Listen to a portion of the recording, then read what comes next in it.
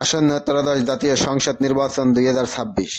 ঢাকা-৩ আসনের বাংলাদেশ জাতীয়তাবাদী দল বিএনপির মনোনীত প্রার্থী বাবু গয়েশ্বর চন্দ্র রায়ের নির্বাচনী প্রচারণায় দক্ষিণ কেরানীগঞ্জ থানার যুগ্ম সাধারণ সম্পাদক হাসান উদ্দিন আহমেদ শুভর নেতৃত্বে সুবড্ডা ইউনিয়নের বিভিন্ন জায়গায় গণসংযোগ ও মিছিল করেন।